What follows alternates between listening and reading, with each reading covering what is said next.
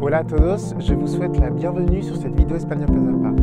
Vous apprenez certainement l'espagnol et comme beaucoup, vous avez peut-être envie de me demander, Karim, j'apprends l'espagnol, comment je fais pour parler comme un espagnol? Eh bien, j'ai la réponse pour vous. L'une des choses à faire, c'est d'utiliser des petits mots qu'utilisent les Espagnols tous les jours. Je vous les donne, mais c'est juste après ça.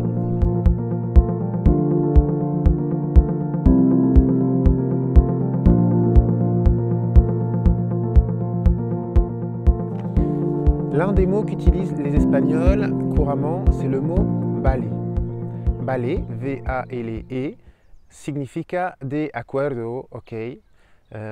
Ça se veut dire d'accord. Il est vraiment très utilisé, un peu comme en français, nous on utilise plutôt souvent le mot ok, d'accord. Ici, en España, utilizamos la palabra vale, V-A-L-E. Vente y nos tomamos unas cervecitas. Vale. Oye, ¿teatro y cañas esta noche? Yo hoy no puedo. ¿Y tú? Vale.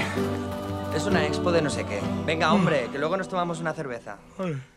Une autre expression qui est beaucoup utilisée ici en Espagne, c'est l'expression que guay. Que guay signifie increíble. Quand quelque chose vous semble vraiment sympa, incroyable, vous pouvez dire que guay. Un équivalent que vous connaissez peut-être, c'est le mot una, l'expression una pasada. Es una pasada. Una pasada significa que algo es también increíble, que os gusta mucho. Quelque chose qui est vraiment sympa. Pour dire c'est de la bombe, on dit en espagnol, decimos, es una pasada. Un autre mot qu'utilisent beaucoup les Espagnols, c'est le mot hombre. Alors hombre, ça veut dire homme. Mujer, ça veut dire femme. Mais hombre, ça peut être utilisé dans un autre sens que le mot homme. Hombre, il peut servir également à renforcer une phrase, à renforcer une idée. Par exemple, si je vous dis ahora está abierta la biblioteca, je vous demande est-ce qu'elle est ouverte la bibliothèque, vous pouvez me dire que va, hombre, que va, para nada, pas du tout. En français, on aurait tendance à traduire ça par mec. On peut le traduire par mec, mais dans le sens de renforcer une idée. Mais non, pas du tout.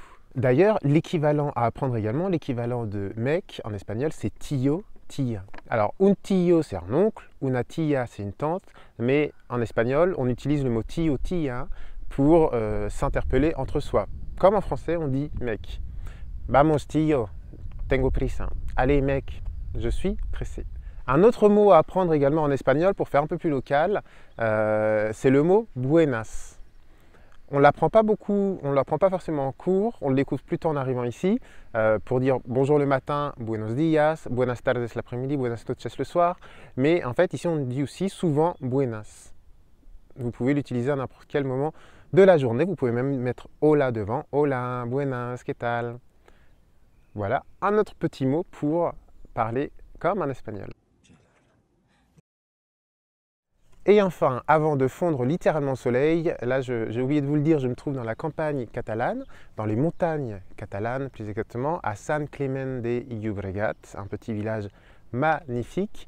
Mais il est 14 h, j'ai mal choisi l'heure, donc avant de fondre au soleil, je vous donne les deux mots qu'utilisent, alors les Espagnols, ils n'utilisent pas tant que ça, ils n'utilisent pas ces deux mots tant que ça, mais ils utilisent ces deux mots pour désigner ceux qui ne sont pas espagnols. Le premier mot, c'est le mot guiri. Un guiri, je ne sais pas si vous connaissez, significa es un turista. Un guiri es un turista, donc c'est un touriste, mais le mot guiri est souvent péjoratif. Hein. Le guiri, ce n'est pas le touriste gentil, c'est plutôt le touriste un peu bébête qui prend des photos partout et plutôt envahissant. Donc si vous entendez le mot guiri, ce n'est pas forcément positif.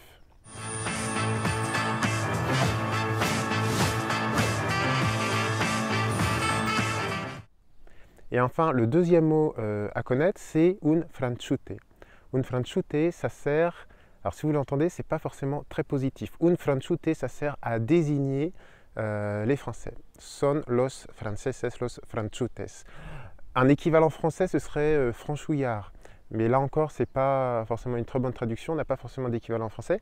Par contre, une manière qu'on a de désigner les Anglais, nous, on parle des roast beef.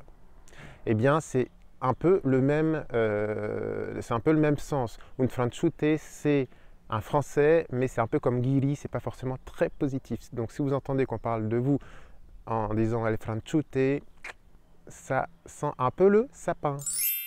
Voilà, j'espère que ces mots espagnols, souvent utilisés en espagnol, vont vous aider à parler plus couramment espagnol. Moi, je pars tout de suite avant de fondre littéralement au soleil, depuis la campagne catalane, depuis les montagnes catalanes, desde Sant Climent de Llobregat.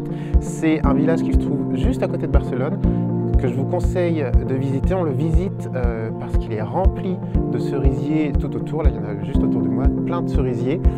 Quand les cerisiers sont en fleurs, c'est magnifique. En mai, il y a toujours le week-end, l'exposition des cerisiers. Cette année, c'est le 18 et 19 mai. Voilà, c'est un petit village. Si vous êtes à Barcelone et que vous avez la voiture, venez parce que vous déconnectez. On a l'impression d'être complètement perdu au milieu des montagnes alors que vous êtes à 20-30 minutes de Barcelone. Donc je vous conseille fortement. Si vous avez aimé cette vidéo et qu'elle vous a appris à mieux parler espagnol, vous pouvez me laisser un petit like, ça fait toujours plaisir. Et si vous êtes en train d'apprendre l'espagnol, je vous conseille de vous abonner à ma chaîne, comme ça vous recevrez les prochains cours en espagnol et n'hésitez pas à aller voir les différents cours d'espagnol que j'ai déjà créés en vidéo. Et moi je file tout de suite avant de fondre littéralement au soleil, mais juste avant j'ai des petits devoirs pour vous. Et oui, vous n'allez pas échapper aux devoirs. Le devoir, il est très simple, je vous demande de mettre dans les commentaires le mot espagnol courant que vous préférez, ou bien, si j'en ai oublié que vous en connaissez d'autres, je vous demande de les mettre dans les commentaires. Ça peut servir de lexique pour les autres personnes qui verront cette diffusion. Hasta luego amigos, yo os dejo, que os vaya todo muy bien. Como siempre, estamos en contacto con mucha motivación y nos vemos muy pronto. Adiós, hasta luego.